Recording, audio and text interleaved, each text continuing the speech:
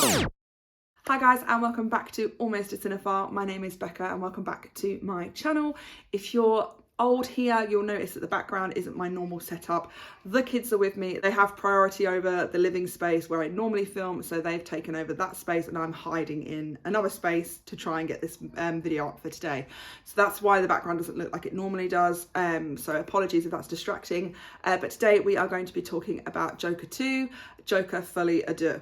Folie à Deux. I feel like I've totally got that wrong. So just to start with really quickly, the two things that I had in my head going into this film were A, it was a musical, and B, Lady Gaga was promoted heavily in the trailers but actually wasn't going to be in the film as much as they were making it out to be. So those were the thoughts going on in my head. There were a lot of negative reviews and a lot of people that really did not enjoy this film and felt like it was something that didn't need to be made. I'm on the other side of that fence this time round. I actually felt like, whilst I don't know if it was an important film to make or a needed film to make, I feel like if you really liked the Joker, for the reasons of how deep it dived into mental health and how people are treated and how it can lead you to having a bit of a breakdown, this film was almost, it's very difficult to describe it, I'm not going to lie. Like, I know a lot of people have really struggled to really tell what this film was meant to do, and I don't know if it was really meant to do anything other than be very honest. So usually comic book films have some sort of otherworldly parts to them.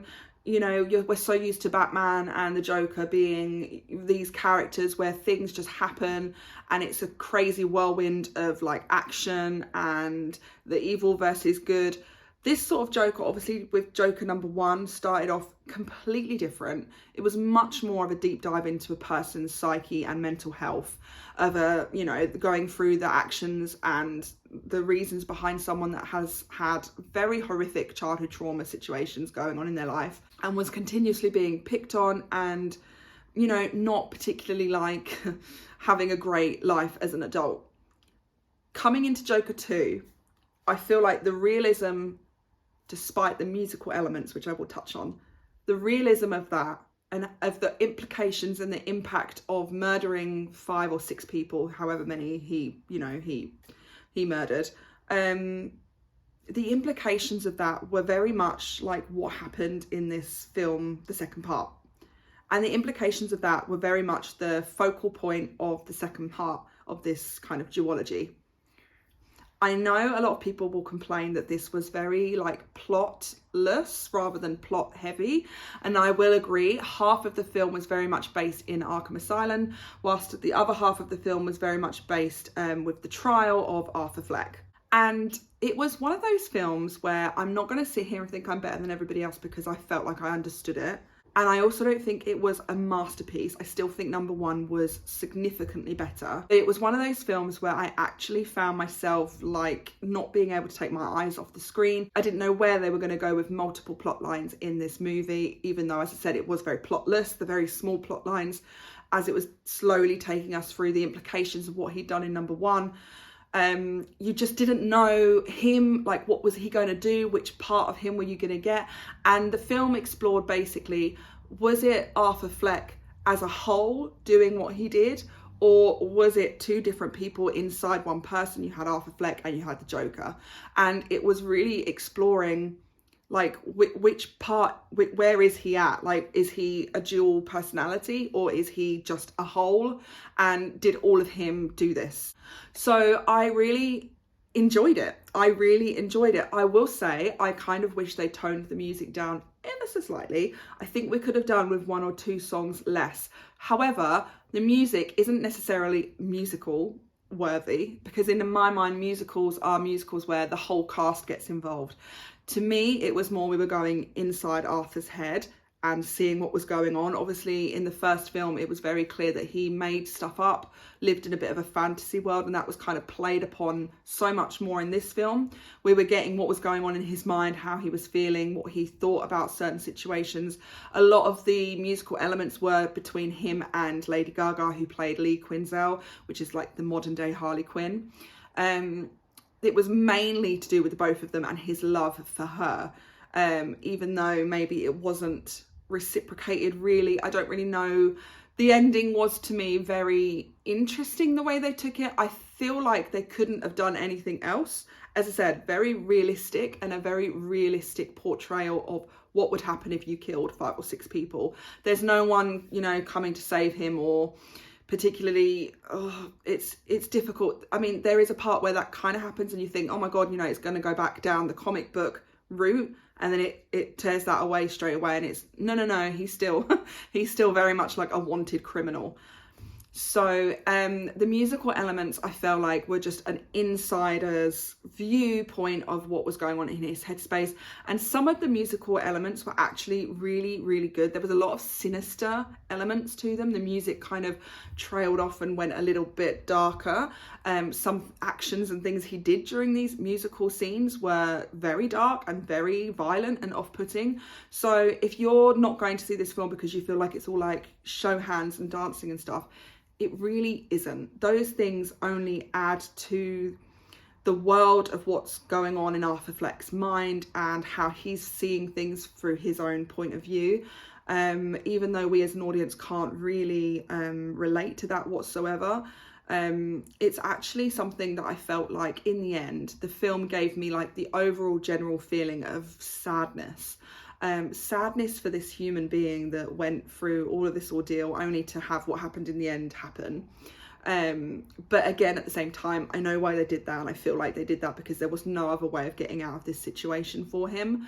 So it was just a little bit of a melancholy anthology to number one, in my opinion. It was more like, instead of like a continuation of the story, it was like, now we're just going to be sitting with Arthur Fleck for like the next few days of everything that goes on, and we're going to take that slow paced, eking out parts of his mind that we don't quite understand, and still looking at it as if, you know, we don't understand.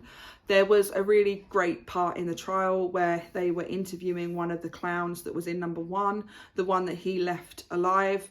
And you almost saw a reflection of Arthur Fleck realizing the implications of his actions towards others, having an effect on their mental health and their psyche as well. And he kind of went back into himself. It was a lot of like back and forth from being Joker, Arthur Fleck, Joker, Arthur Fleck. And then it was what, like, we as an audience were left wondering, like, are they going to meld together as one, or are they still always going to be two separate halves of this one human being? So no, I will not call this film a masterpiece, and I will also say that I don't necessarily feel like it was totally needed. I feel like Joker as one film was perfect as a standalone itself. However, if you really love really deep diving into a character development and really looking at what this person's going to be going through in like the space of, I don't know, a month or so, it probably was, I would encourage people to give this a go. I really, as I said, I felt really sad, and there were some real horrible, heart-wrenching moments where you just felt like incredibly sorry for everything that went on for him and during his life. I felt like Lady Gaga's performance was really, really good. I don't think she was bad in it at all. I feel like people saying that she wasn't really in it lied. She's in it a lot. However, we are still dealing with Arthur Fleck as the main character. She doesn't take away from that whatsoever. She's definitely still a side character in this. However, I don't know if we got like the best development between the two of them the whole time. Their love affair, should we call it, was quite quick to develop. However, not really knowing what Lee Quinzel's intentions were, it kind of made sense that it went that way as well. Like, we weren't really ever sure where she really was sitting. Was she like a crazy fan? Was she someone that was trying to push him into being more so the Joker, which you saw a lot happen with? And at the end, you're not really sure where they're left or why she chose to make that decision. So there was a lot of unanswered questions and a lot of unanswered things. There were things where, like, did that happen? Was she really, like, you know, was that really happening? But it wasn't like detracting or taking anything away from Arthur Fleck and his character and his story. Obviously, musically, both of them are incredibly talented. I know Joaquin Phoenix actually sang in this as well, and he was very, very good. As I said, there were moments where I think they could have either stripped the songs back a little bit and made maybe a few less than they did eventually. That's my kids scooting outside.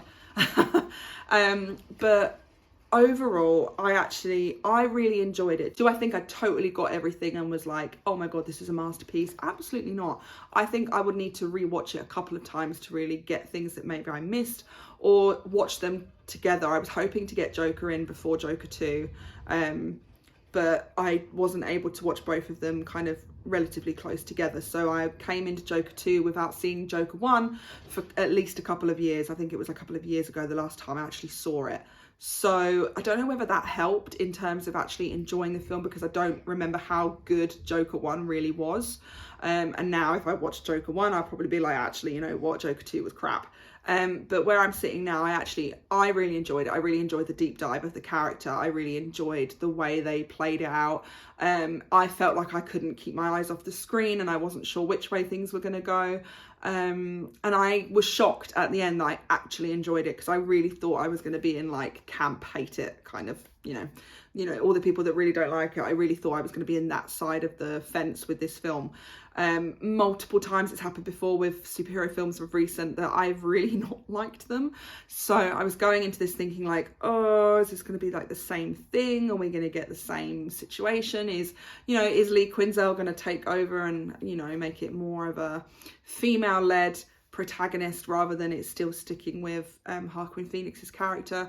But it didn't do that, and I was really glad it didn't. And I will say I would definitely watch it again, and I really liked it, and I would implore you to at least give it a go. I think people that haven't seen it because they've been put off so much by reviews should definitely see it. If you've seen it and you don't like it, then I feel like obviously you're not going to like it, are you? But I feel like if you haven't seen it because you've been put off with reviews, which is what I was really put off, but I was like, my sister wants to see it, I'll go with her, it'll be fine. Even if it's not, then it's, you know, it's a night out. And actually I came out and I was like genuinely like, oh my God, I quite liked that. So yeah, I would implore you to give it a go if you haven't, but let me know what you think. If you have seen it, are you team love it? Are you team hate it? Or are you quite in the middle about it all? Let me know down below, and let me know how you felt about Joker 2. But that is my review, and I hope you guys enjoyed this video, and I will see you in the next one. Bye.